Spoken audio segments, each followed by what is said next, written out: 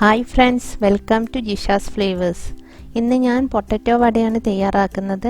ഇത് സാധാരണ പൊട്ടറ്റോ വടയിൽ നിന്ന് കുറച്ച് ഡിഫറെൻ്റ് ആയിട്ടാണ് ഞാനിവിടെ ഉണ്ടാക്കുന്നത്. ഇവിടെ ഞാൻ പൊട്ടറ്റോ ഗ്രേറ്റ് ചെയ്ത് വെച്ചിട്ടുണ്ട്. അത് നന്നായി ഗ്രേറ്റ് ചെയ്തതിന് ശേഷം അതിൽ സ്റ്റാർച്ച് നന്നായി പിഴിഞ്ഞ് കളയണം. അതായത് പൊട്ടറ്റോയിൽ നിന്ന് വെള്ളം വരും, അത് നന്നായി പിഴിഞ്ഞ് കളയണം. പിന്നെ നമുക്ക് വേണ്ടത് 2 ടേബിൾ സ്പൂൺ അരിപ്പൊടി, ഒരു ചെറിയ കഷ്ണം ഇഞ്ചി കട്ട് ചെയ്തത്, അതേപോലെ 2 പച്ചമുളക് കട്ട് ചെയ്തിട്ടുണ്ട്. എരിവ് നിങ്ങൾക്ക് നിങ്ങളുടെ എരിവിനനുസരിച്ച് കൂട്ടാം. കുറച്ച് കരിവേപ്പിലയും മല്ലിയിലയും കട്ട് ചെയ്തത്. ഇവിടെ ഞാൻ ഒരു 5 ടേബിൾ സ്പൂൺ കടലമാവ് എടുത്ത് വെച്ചിട്ടുണ്ട്. നമുക്ക് ആവശ്യത്തിനനുസരിച്ച് ചേർത്ത് കൊടുക്കാം. 1 ടീസ്പൂൺ മുളക് പൊടി. പിന്നെ വേണ്ടത് കായത്തിൻ്റെ പൊടിയാണ്. ആവശ്യത്തിനുള്ള ഉപ്പ്. ആദ്യം ഗ്രേറ്റ് ചെയ്ത് വെച്ച പൊട്ടറ്റോയിലേക്ക് കട്ട് ചെയ്ത് വെച്ച ഇഞ്ചിയും പച്ചമുളകും ചേർത്ത് കൊടുക്കാം.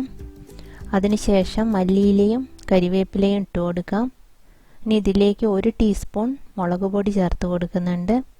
അതേപോലെ ഞാൻ 2 ടേബിൾ സ്പൂൺ അരിപ്പൊടിയാണ് ചേർത്ത് കൊടുത്തത്. ആദ്യം 1 ടേബിൾ സ്പൂൺ ചേർത്ത് കൊടുത്തിരുന്നു. പിന്നെ വീണ്ടും ഞാൻ 1 ടേബിൾ സ്പൂൺ കൂടെ ചേർത്ത് കൊടുത്തിട്ടുണ്ട്.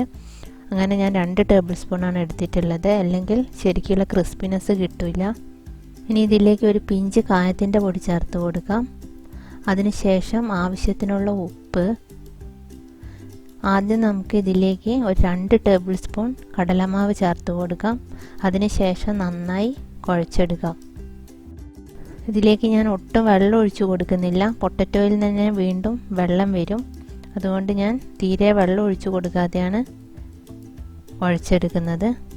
കുഴച്ച് വെച്ചാലും മാവ് കുറച്ച് കഴിയുമ്പോൾ വീണ്ടും അതിൽ ഈർപ്പം വന്നോളും. അപ്പോൾ ഞാൻ പൊട്ടറ്റോ നന്നായി കുഴച്ച് വെച്ചിട്ടുണ്ട്. ഇതിലേക്ക് ഞാൻ 2 ടേബിൾ സ്പൂൺ അരിപ്പൊടിയും 3 ടേബിൾ സ്പൂൺ കടലമാവുമാണ് ചേർത്ത് കൊടുത്തത്. ഇപ്പോൾ നിങ്ങൾ കുഴച്ച് വെച്ച് കഴിയുമ്പോൾ കുറച്ച് ഡ്രൈ ആയി തോന്നുമെങ്കിലും ഒരു 10 മിനിറ്റ് കഴിയുമ്പോൾ വീണ്ടും നല്ല വടക്കി പാകമായ ഒരു കൺസിസ്റ്റൻസി വരും. വെള്ളം പൊട്ടറ്റോയിൽ നിന്ന് തന്നെ വന്നോളും. വേറെ ഞാൻ വെള്ളം ഒഴിച്ചു കൊടുത്തിട്ടില്ല. ഇതിലേക്ക് നിങ്ങൾക്ക് വേണമെങ്കിൽ സവാള ചെറുതായി കട്ട് ചെയ്തതും കൂടെ ആഡ് ചെയ്ത് കൊടുക്കാം. അത് നിങ്ങളുടെ ഓരോരുത്തരുടെ ഇഷ്ടത്തിനനുസരിച്ച് അതിൽ മാറ്റങ്ങൾ വരുത്താം.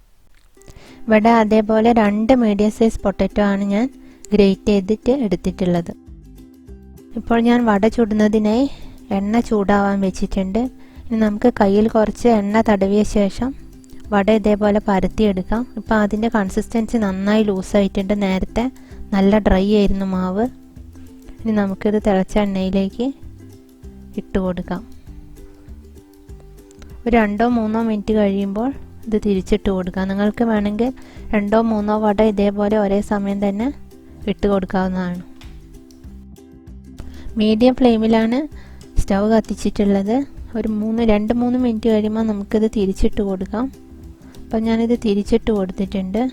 ഇനി മറ്റേ സൈഡ് ഒരു 3 മിനിറ്റ് ആയതിനു ശേഷം നമുക്കിത് എടുത്ത് മാറ്റാം.